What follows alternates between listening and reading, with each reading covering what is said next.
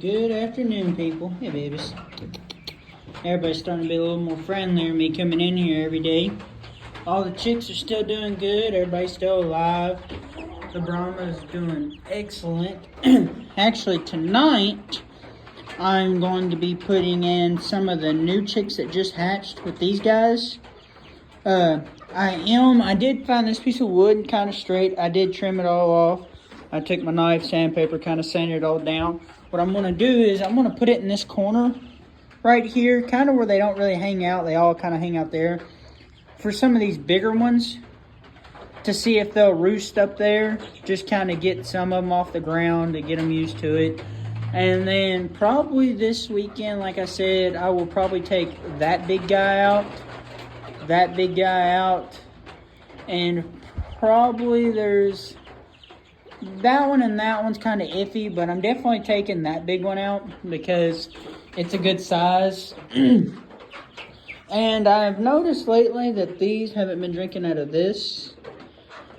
Every time that I fill this up, they want to go straight in. But I am going to open the door, get their food and water out, kind of scare them out a little bit, and go ahead and put that in. So just bear with me 1 minute. I'll put you on these guys while I open the door and get some screws ready. Like I said, I do have a camera installed, and it's worked amazing. These guys scare the crap out of me, the way that they lay down. Because if you ever noticed, when a Silky lays down, they do look like they're dead. I'll put this in here. Hey guys.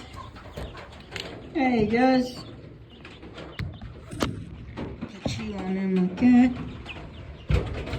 I'll get my gun. I'll go in here. Now this is kind of small for me being in here. Like, get their food and their water out. It kind of makes it a little bit easier. Like I said, I'll probably put this like this right here. Get these guys off the ground, some of them anyways. Oh.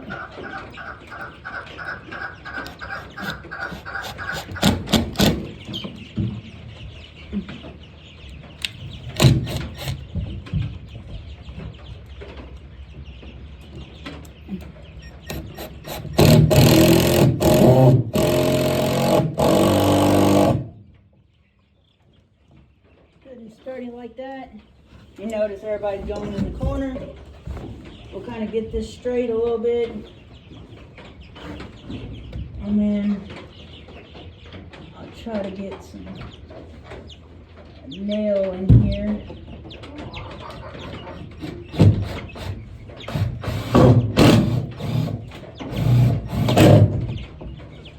Well, that didn't work out. So, let me figure this out real quick.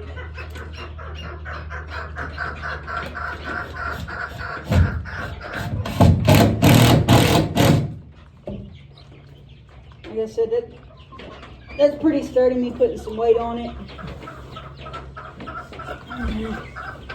Kind of put some of their shavings back. But just to kind of help with them, they'll get up there, they'll look at it, they'll learn a little bit. The chukras, I've been watching my video camera at night before I go to bed, and they have been all over this cage. Like I said, in the first video, I wasn't going to put this top on just to kind of help me out with everyone getting fully feathered out. That way I know if I have chicks escaping, that means they can fly this high. That's a pretty good height for a chick. Now my meat birds, they will grow very quick and very fast. See, they're already, look, they're wanting their food, everything.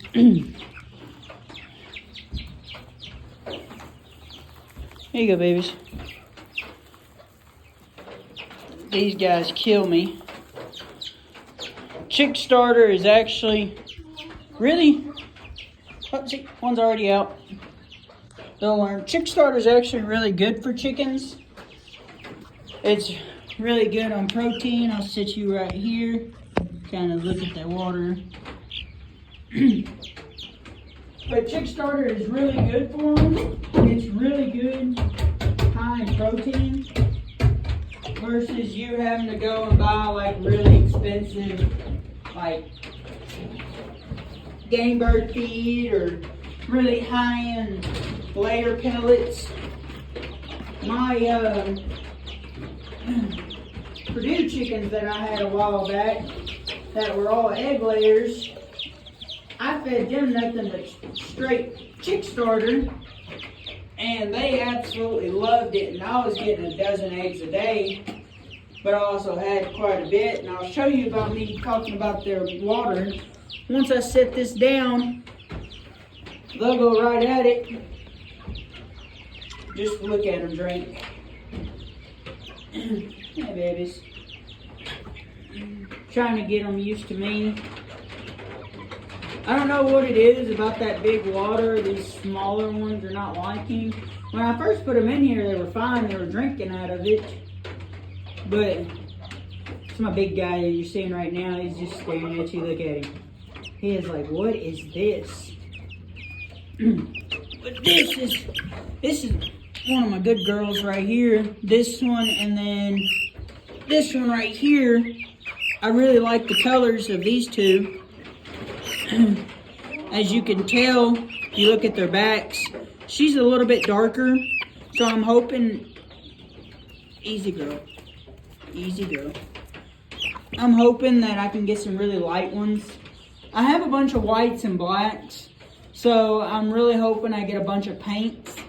And then I will show you a few of these guys. There's one right there. Hold on. Right there. You notice how his feathers are curling up? And so is this one's. I'm hoping that they're going to be frizzles. But my biggest thing with frizzles is I would rather have a frizzle hen than a frizzle roux, because with a frizzle roux, you'll have a bunch of different colored ones, which ain't too bad. But when you have a frizzle hen and a frizzle roux, you get a frazzle. And a frazzle, if you're like horse people, you notice like when you breed a horse with a donkey, you get a mule and they can't reproduce. Well, the same thing with the frazzle. When you breed a frizzle and a frizzle together, you get a frazzle. And they have really bad health problems. Actually, let me grab one of these guys. His feet look a little weird. And another thing, here, Savannah, hold this. Another thing with chicks is you gotta watch their feet, as you can see right here. And you also notice with silkies, they have 1, 2, 3, 4, 5 toes. But you always want to check their toes because, like people say, they do got hair on their feet. So tonight, before we put these guys up, I just kind of happened to notice him. We're going to get all their feet, check all their feet, make sure everything's going. But this is the one, let me come over in this light. This is the one that I kind of like. I'm thinking this one's going to be a frizzle or a satin, just because its feathers ain't curled. But as you can tell how its feathers look more like a chicken. And then this one might be a hen, it might be a roux. But I'm hoping it's a hen because I really love my satin hens. As you can tell, that white one over there, she's really pretty. And she does have 5 toes. I'm going to put this guy back down in here with these guys. But I did put that up. I might grab 1 or 2, like this big guy right here.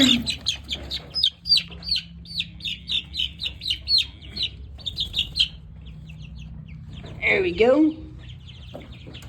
Know that they can get up there, so they might. And as you can tell, they're drinking the heck out of that water. I don't understand why they don't really like the water in there. I might take the rabbits' water out at night and put out here for them. We have a few more of those with all the moving and stuff. We've kind of lost them. So I do have a rabbit water, but like I said in my other videos, he doesn't like them, and I don't understand why. He really likes this one, but we'll let this guy out for a minute. Let him get some roaming. Like I said, he's just a sweet dog. He's just a goop. He's just a bunny. Let him come out for a little bit, kind of roam around. But yeah, everybody's doing really good. Chakras, I'm in. Another thing is I was talking about making this like a hen box, more of a hideout. But I'll probably put it in tonight and then show y'all tomorrow.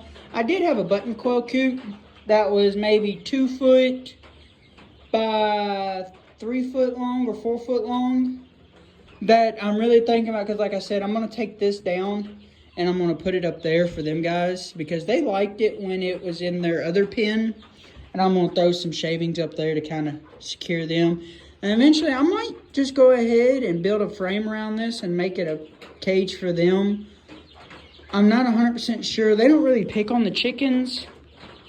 But I might make that a little cage up there for probably a breeding coop or for them guys until I do get my aviary built, which will probably be midsummer. They'll stay in here with these guys. But what I was saying about this plank, it already has sides and a wall. I just have to redo the walls from where I made the duck coop on the other side right there. I might put it closer about right here and build 4 hen boxes, maybe 6. I'm not 100% sure. It's a good 5 foot tall, so it could fit easily 4 hens in it if I make like a 1, 2, 3, 4. I would show you, but it's raining and nasty outside. So, but I'm really thinking about using that because it's on a table that I got with the old chicken coop. That way, it'll be easy to clean. I can move it if I don't like it. Say I want to move it like closer to over here, or I want to put it down there. I can move it to where I want it. And this thing right here might stay. I might build it a little different. It's just I'm trying to make... Oh, and there goes water everywhere. This is what happens when you don't pay attention, people. You spill your water. Easy way to clean this up. Just take some of the shavings. I gotta clean all this out anyways this weekend. But I don't really know. I want to make as much room in here as I can. I am eventually going to add my run. And my run is going to be on this side. And what I'm going to do with this is always going to stay here. I'm going to build a little run. I found some pallets that are like 4x4, like 4 long, 4 wide, that I'm going to get level with the building and make a little hole, like a little chicken coop hole. And I'm going to fence off that little thing. That way, when I do have chicks in here during the summertime, I can open that door during the day and they can go outside and actually get sunlight and fresh air. The turkin, she's like my guard chicken.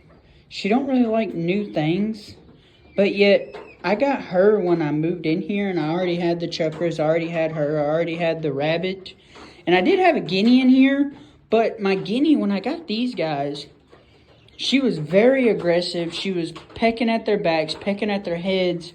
I lost 3 or 4 of these guys when I first got them. And I don't know what happened. I think it was just the crowding, because I did have like 5 Muscovies in here when I first got here because I didn't have nothing built yet.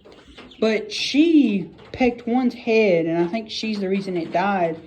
And she's very aggressive, and my guinea was too, and my guinea did that. So I ended up letting my guinea outside, and I think it just flew away. People across the street have some chickens, and they say they've seen her, and I've heard her. But this is what I was telling you guys about silkies. You would think it's sick or it's dead, but no, that's just how they lay. Kind of cleaning up a little bit, feeding and watering, checking on everything. Like I said, I usually let the bunny out for a little while, let it get some fresh air. It's probably eating poop or feed or something over there. I had to come in here and I wanted to add this little roosting bar to kind of help with getting everybody spaced out. Because, oh, and another thing, this little bench, it does sit people.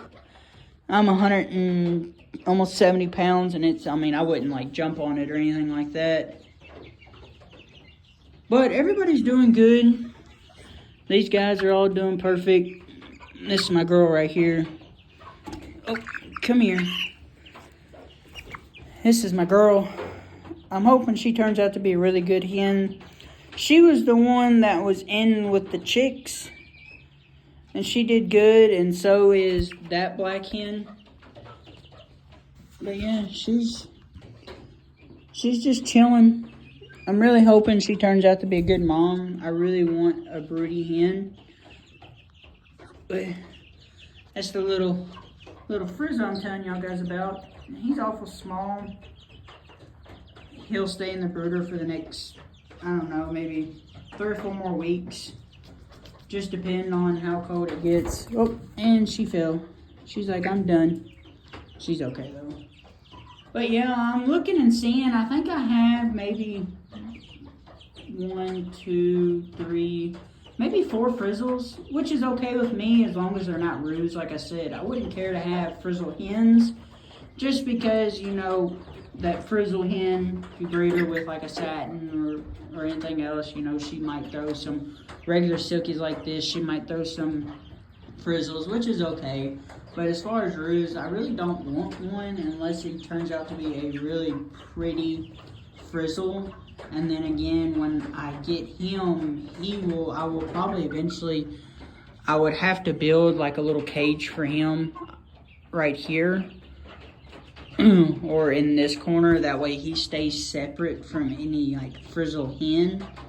And I don't want to get a bunch of frizzles, especially with her, because she is, like I said, she is a beautiful satin hen. She is really pretty, and she stays really white. These guys are just kind of free roaming. The rabbits somewhere. Oh, the rabbit's right there eating some of the corn. The turkey's in there expecting. I have to keep an eye on her. They don't know. They've never been in there, so they don't know what that is. But yeah, everybody's doing pretty good today. And the rabbit's like, oh, I'm gonna come in here and check this out. I'll have to get the rabbit out there. I don't want him to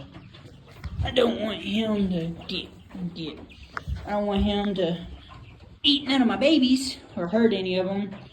The turkey's like, ooh, a roosting bar. But yeah, that's kind of it for today. It's been raining the last few days, so it's kind of hard to do anything or wanting to do anything. I will probably make another small video a little bit later, or probably a short video, I'm not 100% sure, of me putting the meat chickens in here. I really have to look at them. You can keep them in the incubator up to like 3 days to make sure they're fully healthy. The thing with chicks though, so if you keep them in the incubator, they can go up to, I think, it's either 48 hours or 72 hours without food and water. But once you give them that food and water, you have to constantly make sure that they have the food and water, because that way their immune system builds up. The eggs, they really do eat off the eggs, so it gives them a lot of protein. So the longer that they do that, the more chance of, like, when I put them out here, they're less likely to get sick. I do have to go this weekend and try to find some powder. It's like immune system stuff for chicks or chickens. You just mix it in their water, and if I find some and put it in, I'll show you. It really looks like orange Gatorade, but it's electric lights and antibiotics that we put in a lot of our chick stuff. But where I live, we have one TSC. We don't have a Rural King here, so I'll go Friday, and I mean, if I have to, I'll check Walmart, because I know a lot of Walmarts, they sell chicken stuff. But yeah, the electrolytes, it really helps boost their immune system, especially with the winter coming up. These guys, I really want them to be as healthy as possible. They're really trying to get on that heat lamp. When they drink these little waters, they dip their head in them, and I have to make sure that I pull their little poof ball back, because what happens is, see these little strands right here, they'll get down on their nostrils. I had to do one the other day, and I think it was one of my hens because they have more of a poof.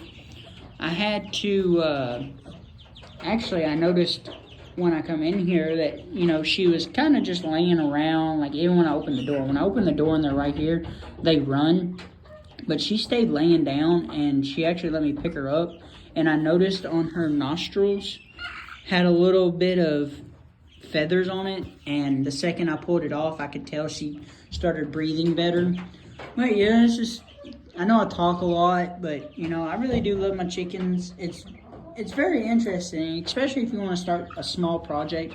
You don't need nothing fancy. You can start small. Like I said, this thing probably costed me less than $30 to build, you know, probably about $50 altogether with the screws, and if you have to buy the latches and the nails and the netting. But still, $50 for something you can build to all four sides.